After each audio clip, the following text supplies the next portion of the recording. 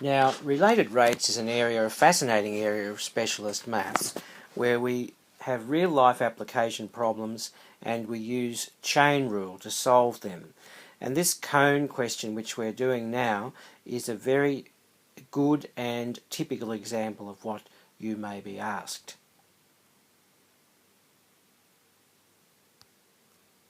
In this question we have a cone of dimensions shown, which is filling up with water. Now we know that dV by dt is the rate at which the volume is going in, and we know that dH by dt is the rate at which the height is going up as a result of the inflow of water. And finally we know that dr by dt is the rate at which the radius at any time t is increasing as the cone fills up. Okay, now we're asked to consider an inflow rate of 2 cubic centimetres per second and a radius at a particular time after it starts to fill of 5 centimetres. And the question asks us what is the rate of increase in height at that particular time. Okay, here we go. Now we can draw the diagram as I've just drawn it there, and we consider that we have dV by dt is 2 cubic centimetres per second. Now we know that the chain rule is going to come into play here. So what we can say is that we want dH by dt, and we know that dV by dt is, now have a look at what I've done there. I've split the dV and the dt, and something has got to go on the denominator of the first term and the numerator of the second term to complete that chain rule statement. Now, what might that be? Well, look at the line above. We want dH by dt, so that tells you what that missing symbol is. There you go. So there's our statement now. Now let's examine it. What do we know? What do we have to find out? And what work do we have to do to get there? Well, we know this one. We want that one, so we're going to leave that alone for now. But what about this second term on the right hand, or the first term on the right hand side?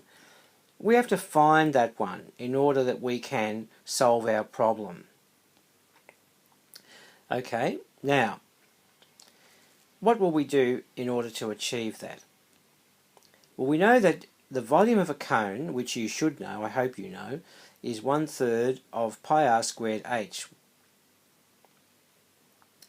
But the problem with this is, if we try and get dV by dH, that's not achievable with the formula in that form, because r and h are both variables and they're both connected. So you've got to get that relationship between one and the other. And we need v as a function of h only, because we want to get dV by dH. You can't do that while r is still in there, because it has some h in it, because they're connected. So let's do similar triangles. We know that h is 3r by virtue of the relationship you can see there. Now we can rewrite our statement as follows. Now it becomes much easier. Now we can get dV by dH very simply. And here it comes. There you go. Easy as. Now let's move on. We're going to solve our chain rule equation now and get the rate of height increase with time. Okay, we know that dV by dt is dV by dH times dH by dt, restating the chain rule.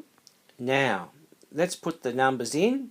We know now that 2 equals pi h squared over 9 times dH by dt.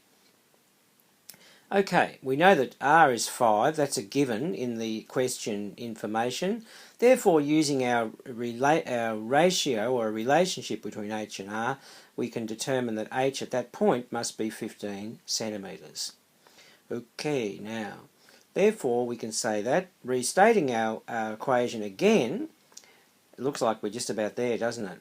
We can now solve that for dH by dt. There it goes. And final cancelling. Just be careful with that. There's a final cancelling that can happen in there. If you factor tree those numbers if this was a technology-free exam, you'll see that 9 is a factor of both the numerator and denominator, and you get a final answer there. Okay, there you go.